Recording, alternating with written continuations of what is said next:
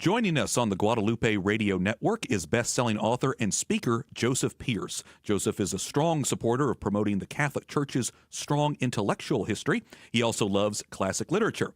He'll be in Houston at Cathedral High School on the campus of Our Lady of Walsingham on Sunday afternoon, September 21st. In addition, he has a new book out called Great Books for Good Men.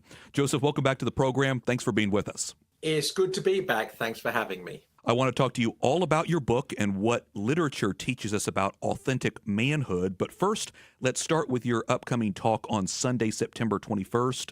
You're partnering with Catholic Literary Arts, which is a group in Houston, and the subject is Shakespeare. So, Joseph, of all the writings that you've studied, the authors like Homer, Dante, Chesterton, Tolkien, Lewis, why Shakespeare, and why is that appropriate in a place like Cathedral High School?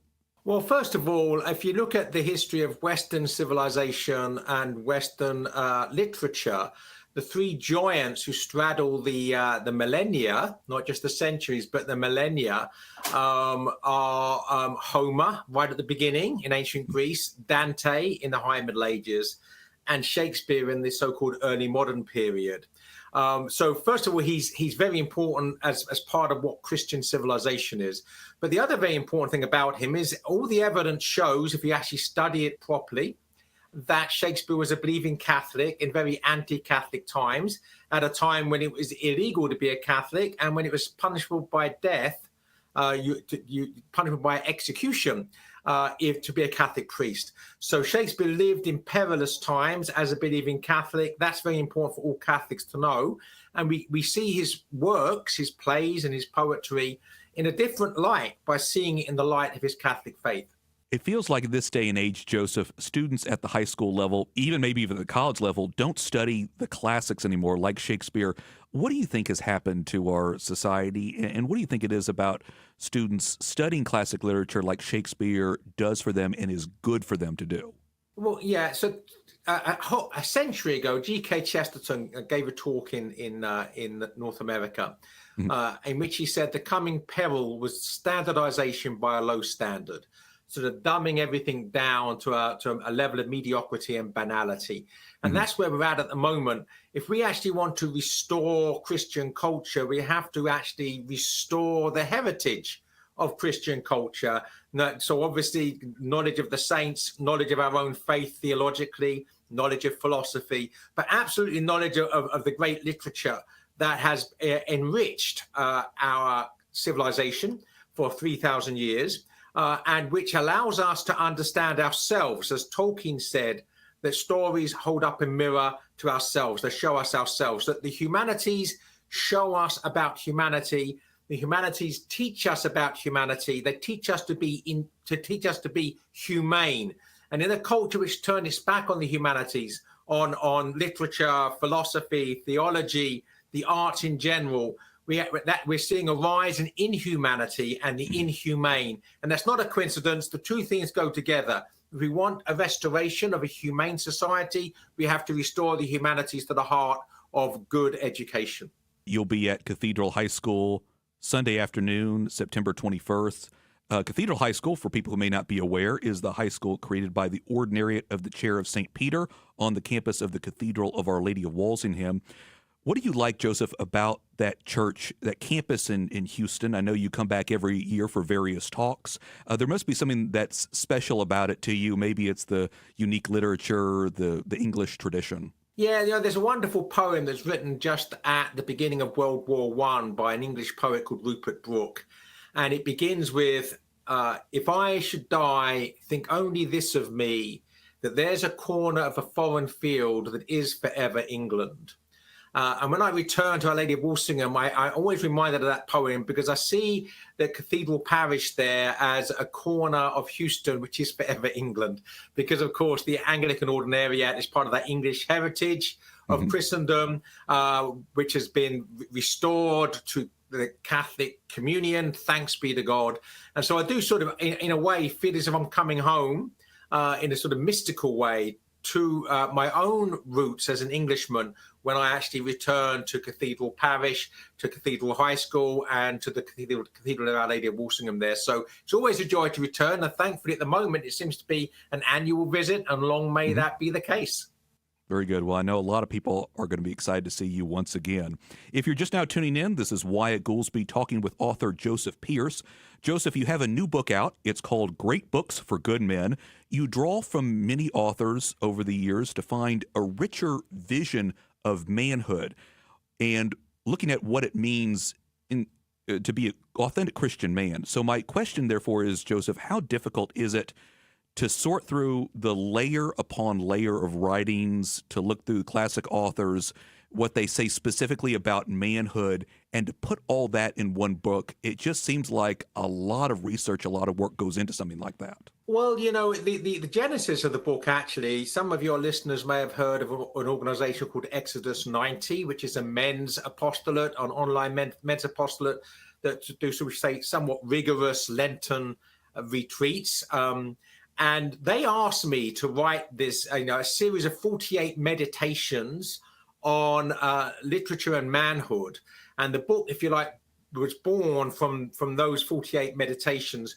So I decided to break it into 4 sections. One are poetry that every man should know, and then great books, the great books of Western civilization, so the really greatest works that every man should know, and what these say about masculinity and manhood and fatherhood. And then there's a section on Chesterton, because it's very easy. G.K. Chesterton has so many witticisms, so many aphorisms, so many paradoxes that you can take as a springboard, as a launching pad for a meditation upon manhood. And then finally, I look at manhood in Middle Earth. In other words, what lessons do we learn from the works of Tolkien, specifically The Hobbit and The Lord of the Rings, about what it is to be a man, what it is to be a good man in an age of challenges.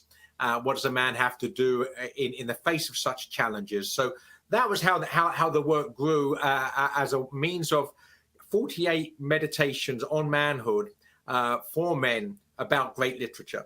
Tell me what you've learned about manhood, Joseph. What is it that those authors can teach us about a richer version of manhood that maybe we don't hear about in this day and age? Yeah, basically, there are two should we say, erroneous paths of departing from the according to true manhood, and one is a sort of the toxic masculinity of machismo.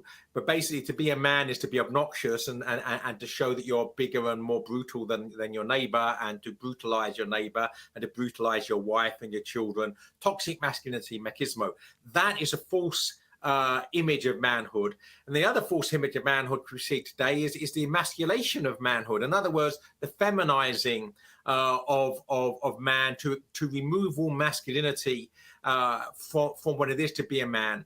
So the true via media between those two false understandings of manhood is a Christian understanding of manhood, which is inseparable from fatherhood and from responsibility and from an understanding of love as something which is essentially and inherently self-sacrificial. It's the laying down of our lives for our friends and indeed our enemies.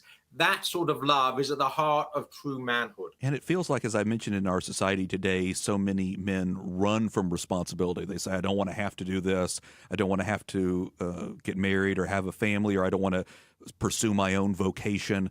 Why is something like self-sacrificial love, taking up your responsibility, why do you think that draws you into a closer relationship with God and truly helps maybe a boy become a man? Well, first of all, we know that God models manhood for us in the person of Jesus Christ. Mm-hmm. Jesus Christ is the perfect man, and he shows his love for his neighbors and for his enemies in laying down his own life for them through his life, death, and the resurrection that comes from that. So that's the path that we're supposed to take. We're supposed to follow in the footsteps of the true man, of the perfect man, who is Jesus Christ. And we should model our manhood on him. And that, of course, is inseparable from the life of the cross, from the path of self-sacrifice. So if we run away from responsibilities, we're not being a man, we are failing to be a man.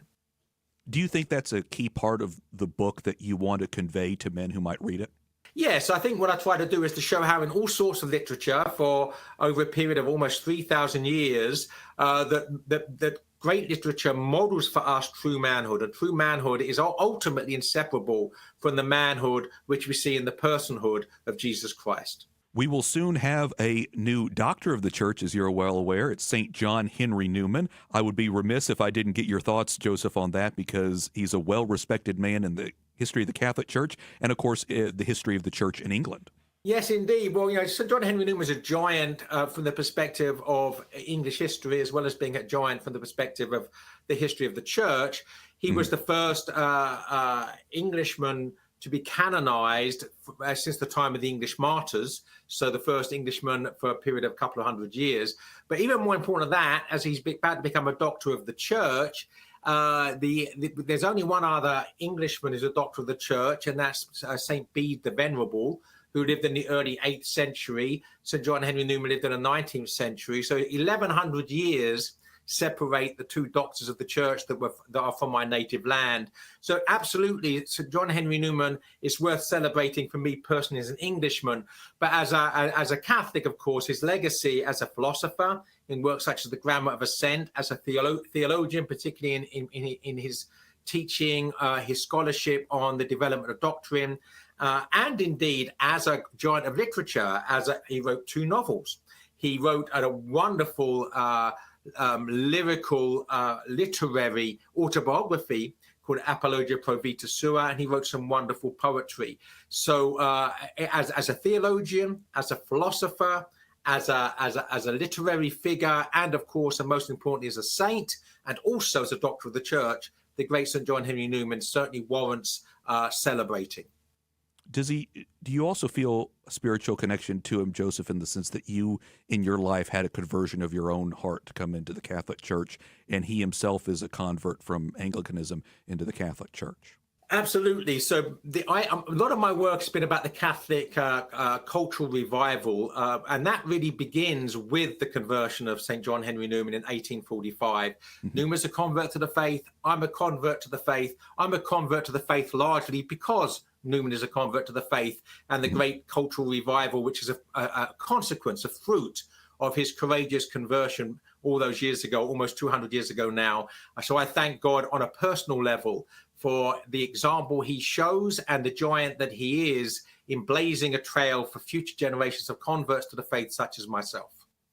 Very good. Well, we are looking forward to hearing more from you here in Houston. Again, you're going to be here, Joseph Pearce, on Sunday afternoon, September 21st. You're going to be talking on Cathedral High School about Shakespeare. And again, you can also talk with Joseph, of course, about his new book, Great Books for Good Men. Joseph, thanks so much for being with us. Again, Joseph Pearce, best-selling author and speaker. We appreciate your time. My pleasure. Thanks very much for having me.